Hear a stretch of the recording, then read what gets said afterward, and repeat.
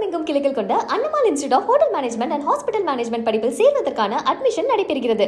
நீதிமன்ற அறையிலிருந்து செய்தியாளர் ரமேஷ் இணைப்பில் இருக்கிறார். ரமேஷ், தற்போது அங்கு நிலைமை எப்படி இருக்கிறது? தீர்ப்பு வாசிக்கப்பட்டு விட்டது, ஞானசேகரன் குற்றவாளி அப்படின்னு அறிவிச்சிருக்கிறாங்க.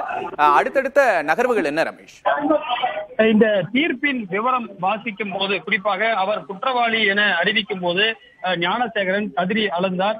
குறிப்பாக எனக்கு தண்டனையை குறைத்து வழங்குங்கள், எனக்கு மகள் இருக்கிறாள், 8ஆம் வகுப்பு வரை படிக்கிறாள், எனவே என்னுடைய அம்மாவையும் சகோதரியும் நான் பார்த்துக் கொள்ள வேண்டும், என்னுடைய தந்தை இல்லை, எனவே எனக்கு குறைந்தபட்ச தண்டனை கொடுக்க வேண்டும் என்று அவருடைய வழக்கறிஞரும் கேட்டார்கள். ஆனால் தண்டனை விவரம் என்ன என்பது குறித்து ஜூன் 2ஆம் தேதி அறிவிக்கப்படும் என்று நீதிபதி தெரிவித்திருக்கிறார். அரசு வழக்கறிஞர் எந்த கருணையும் காட்டக்கூடாது, இவர் மீது குற்றம் சாட்டப்பட்ட 11 அந்த குற்றச்சாட்டுகளும் குறிப்பாக எந்தவித கருணையும் காட்டக்கூடாது என்று சொன்னால் அந்த 11 குற்றச்சாட்டுகளும் நிரூபிக்கப்பட்டிருப்பதாக நீதிபதி அறிவித்தார். குறிப்பாக இந்த பாலியல் குற்றங்களை விசாரிக்கக்கூடிய இந்த மகளிர் நீதிமன்றம் 3வது தளத்தில் தற்போது இந்த தண்டனை விவரம் குறிப்பாக அவர் குற்றவாளி என அறிவிக்கப்பட்ட போது அவருடைய வழக்கறிஞர் குறிப்பாக சில கோரிக்கைகளை வைத்தார்.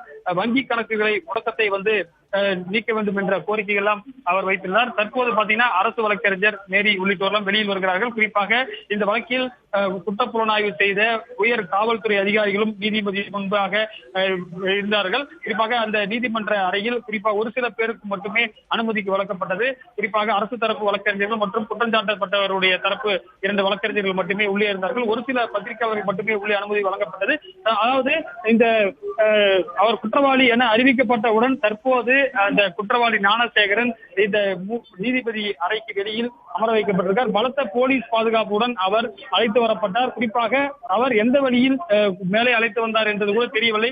அவ்வளவு ரகசியமாக அவரை காவல்துறையினர் ஆஜர்படுத்தினார்கள். குறிப்பாக இந்த வழக்கின் புலனாய்வு பிரிவு அதிகாரியாக இருந்த அண்ணா நகர் டிசி உள்ளிட்ட உயர் காவல்துறை அதிகாரிகளும் இந்த விவரத்தை கேட்டறிந்தார்கள். ஜூன் 2ஆம் தேதி மீண்டும் அவரை இங்கு அழைத்து வரும்போது தீர்ப்பின் விவரம் தெரிய வரும்.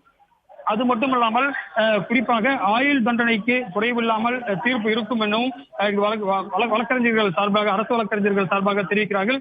இருந்தாலும் நீதிபதி என்ன தீர்ப்பு கொடுக்கிறார் என்பதை பார்க்க வேண்டும்.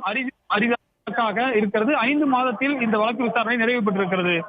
நிச்சயமா ரமேஷ், தொடர்ந்து பேசலாம்.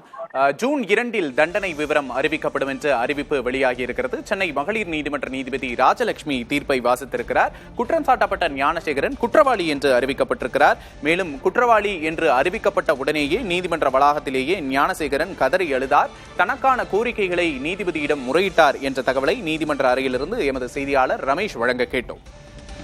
தமிழகமெங்கும் கிளைகள் கொண்ட Annamalai institute of hotel management and hospital management படிப்பில் சேர்வதற்கான அட்மிஷன் நடைபெறுகிறது.